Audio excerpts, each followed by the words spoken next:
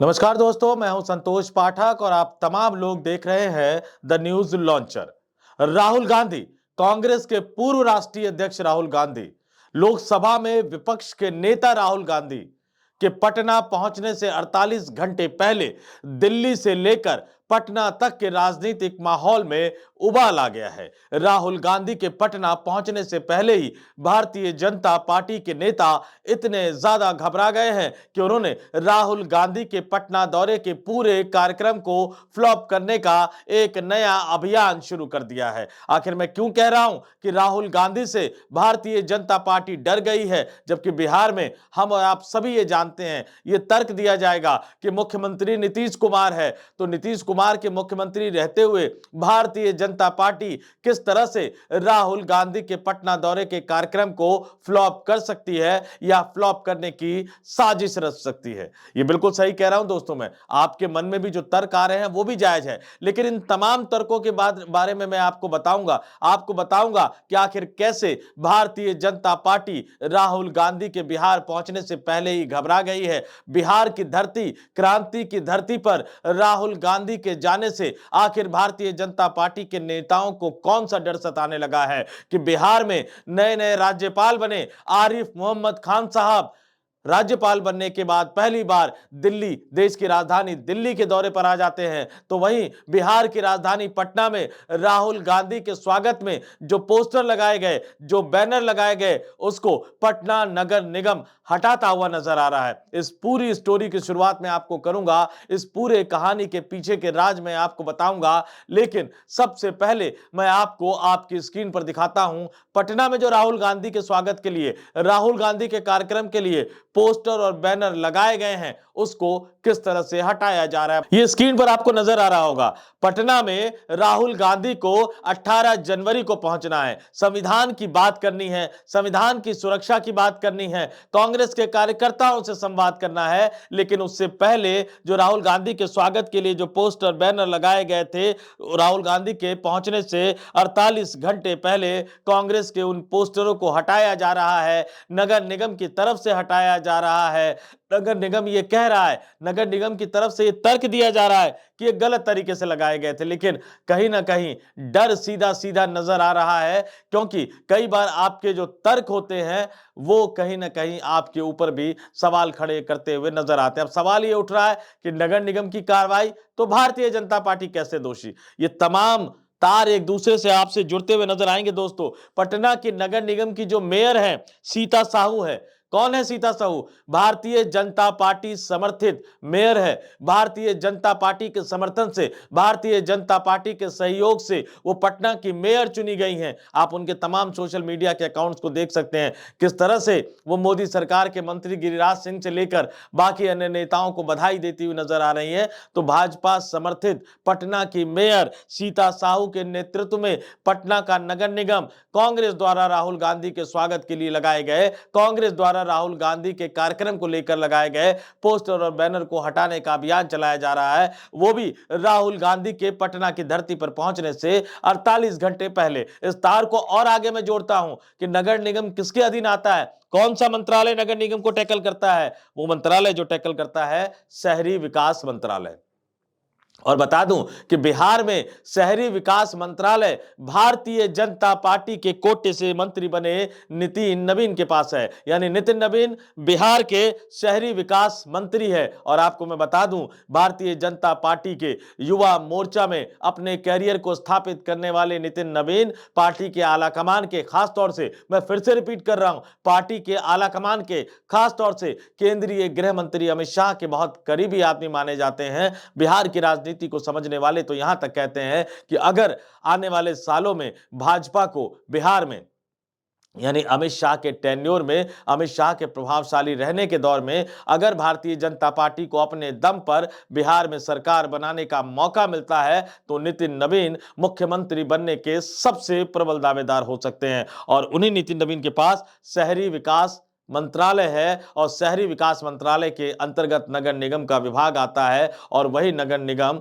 पटना की सड़कों से राहुल गांधी के स्वागत, राहुल गांधी के कार्यक्रमों को लेकर लगाए गए पोस्टर बैनर को हटा रहा है। आखिर क्या है राहुल गांधी का कार्यक्रम और क्यों भारतीय जनता पार्टी इससे डरी हुई है? अंबेडकर अंबेडकर का बयान आपका अमित शाह को तो आपको याद होगा, किस तरह से उस बयान को कांग्रेस ने एक बड़ा मुद्दा बनाया और उसके बाद किस तरह से मारपीट की खबरें आई, सीडीओ पे हंगामा हुआ, किस तरह से राहुल गांधी के खिलाफ एफआईआर दर्ज करवा दी गई। हालांकि उस समय भी हमने मसला उठाया था कि संसद के अंदर की सीसीटीवी फुटेज रिलीज क्यों नहीं की जा रही है। तो उसी बाबा साहब भीमराव अंबेडकर द्वारा बनाए गए इस देश के संविधान की सुरक्षा करने से जुड़े एक महत्वपूर्ण कार्यक्रम में शामिल होने के लिए राहुल गांधी पटना जा रहे हैं। 18 जनवरी को पटना की धरती पर राहुल गांधी संविधान सुरक्षा सम्मेलन कार्यक्रम में हिस्सा लेंगे।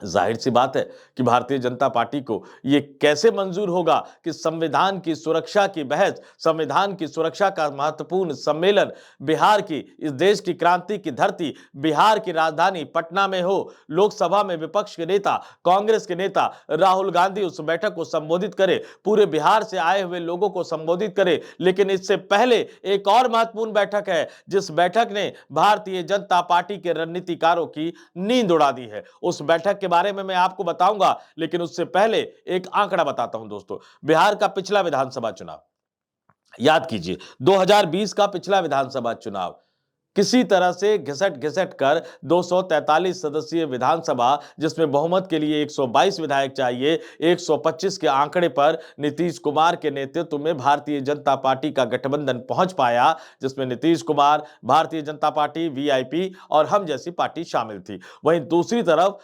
तेजस्वी यादव के नेतृत्व में महागठबंधन, जिसमें तेजस्वी यादव की राष्ट्रीय Janata Dal, Congress party, CPI ML, CPM और सीपीआई जैसे दल थे, वो 110 पर पहुंच गए। लेकिन दोनों दलों के बीच, दोनों गठबंधनों के बीच जो वोट का प्रतिशत का जो आंकड़ा था वो 0.0% का आंकड़ा था। और जानकार ये मानते हैं कि अगर उस चुनाव में, 2020 के विधानसभा चुनाव में कांग्रेस ने अपने पिछले प्रदर्शन को दोहराया होता, यानी 2015 के प्रदर्शन को भी दोहरा लिया होता, तो नीतीश कुमार और भाजपा की सरकार नहीं बन पाती और फिर सरकार बनती महागठबंधन की, मुख्यमंत्री बनते तेजस्वी यादव। ऐसा मैं क्यों कह रहा हूं? 2015 के विधानसभा चुनाव में कांग्रेस के विधायकों की संख्या 27 थी। 2020 के विधानसभा चुनाव में चूंकि लालू यादव जेल में थे, तेजस्वी यादव कांग्रेस के साथ उस तरह की बार्गेन नहीं कर पाए। कांग्रेस ने दबाव डालकर, प्रेशर डालकर आरजेडी गठबंधन में, यानी महागठबंधन में 70 विधानसभा सीटें अपने लिए मांग ली। लेकिन 70 विधानसभा सीटों पर चुनाव लड़ने के बावजूद कांग्रेस 2015 के अपने आंकड़े यानी 27 तक नहीं पहुंच पाई। कांग्रेस के विधायकों के जीत का आंकड़ा सिर्फ 19 पर जाकर अटक गया, यानी कांग्रेस के 51 उम्मीदवार विधानसभा का चुनाव हार गए। और अगर कांग्रेस ने अपने पहले ही प्रदर्शन को दोहरा लिया होता तो निश्चित तौर पर तेजस्वी यादव बहुमत के करीब होते, सरकार बनाने के करीब होते। लेकिन इस बार 2024 के लोकसभा चुनाव में 99 सीटों पर जीत हासिल कर भारतीय जनता पार्टी को 240 सीटों पर रोकने वाले नरेंद्र मोदी को अपने राजनीतिक करियर में पहली बार अल्पमत सरकार बनाने के लिए मजबूर करने वाले राहुल गांधी बिहार को खोना नहीं चाहते, बिहार की सत्ता को खोना नहीं चाहते। और वो जब पहुंच रहे हैं, संविधान की सुरक्षा की बात तो करेंगे, लेकिन उससे पहले ऐतिहासिक सदाकत आश्रम में उन्होंने कांग्रेस के नेताओं, कार्यकर्ताओं की बैठक बुलाई गई है। बिहार के जिले जिले से कांग्रेस के नेताओं और कार्यकर्ताओं को बुलाया गया है। उस बैठक में राहुल गांधी भविष्य के रोड मैप पर चर्चा करेंगे। कांग्रेसी नेताओं और कार्यकर्ताओं को सीधा सीधा यह हिदायत देंगे कि लड़ना है, जीतना है, भाजपा को हराना है, भाजपा को सत्ता से बाहर करना है। जिम्मेदारी भी तय की जाएगी। यह भी तय किया जाएगा कि पिछली बार 70 सीटें किस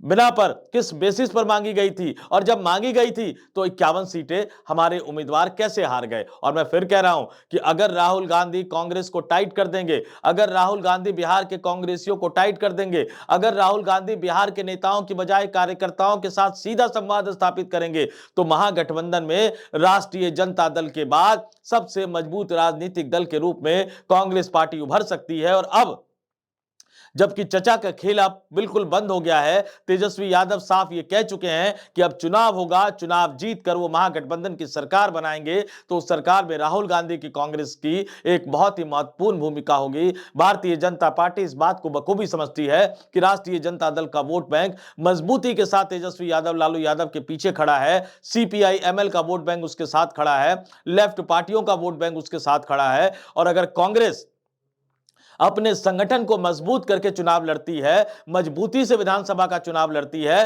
तो फिर भारतीय जनता पार्टी का सत्ता से बाहर होना, बिहार की सत्ता से बाहर होना तय है। चचा के खेले पर पूर्ण विराम यानी फुल स्टॉप लगना तय है। और कहा यहां तक जा रहा है कि 18 जनवरी को जब पटना की धरती पर राहुल गांधी होंगे तो निश्चित तौर पर उनकी मुलाकात तेजस्वी यादव और लालू यादव के साथ हो सकती है। यह भी महत्वपूर्ण बात बता दूं कि 18 जनवरी को ही राष्ट्रीय जनता दल के संगठन में एक बहुत बड़ा बदलाव होने जा रहा है।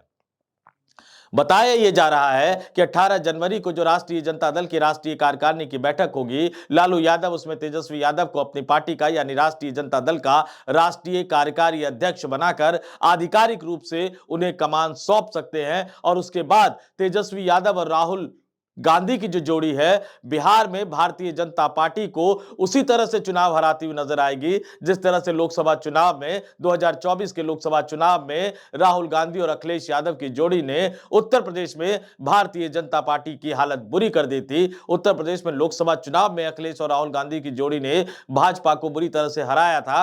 अब बिहार में 2025 के विधानसभा चुनाव में तेजस्वी यादव और राहुल गांधी की जोड़ी अगर बन जाती है तो फिर भारतीय जनता पार्टी के गठबंधन यानी एनडीए गठबंधन जिसके मुख्यमंत्री चचा नीतीश कुमार है, उनको सत्ता से बाहर होना पड़ सकता है।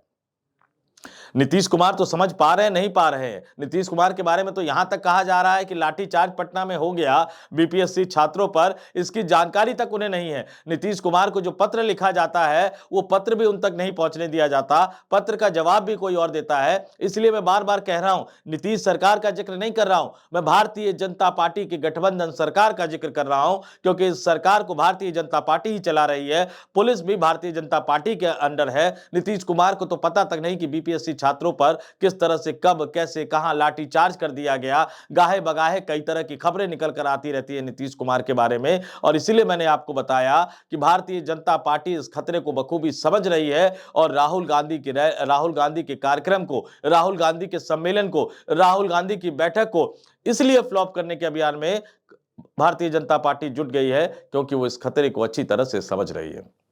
लेकिन बिहार के लोगों को 18 जनवरी के दिन का इंतजार है। 18 जनवरी वो महत्वपूर्ण दिन, मैं हमेशा ये मानता हूं कि लोकतंत्र में जनता के पास हमेशा एक मजबूत विकल्प होना चाहिए। अगर 18 जनवरी को राष्ट्रीय जनता दल में सांगठनिक बदलाव होते हैं, महत्वपूर्ण बदलाव होते हैं और राहुल गांधी कांग्रेसी नेताओं कार्यकर्ताओं को सीधा सीधा स्पष्ट संदेश दे पाते हैं कि नहीं, लड़ना होगा, जूझना होगा, जीतना होगा, हर हाल में हर कीमत पर जीतना होगा, क्योंकि लोकतंत्र को बचाना जरूरी है, संविधान की सुरक्षा करना जरूरी है, तो फिर भारतीय जनता पार्टी के गठबंधन वाली सरकार की विदाई को कोई रोक नहीं सकता, बदलाव को कोई रोक नहीं सकता। इसलिए षड्यंत्रों का एक नया दौर शुरू हो गया है। इस वीडियो में फिलहाल इतना ही। 18 जनवरी को जब राहुल गांधी पटना की धरती पर होंगे, आरजेडी की बैठक पटना में होगी, उन तमाम चीजों के बारे में भी हम अपडेट आपको देंगे। आप तमाम लोग देखते रहिए द न्यूज लॉन्चर। नमस्कार।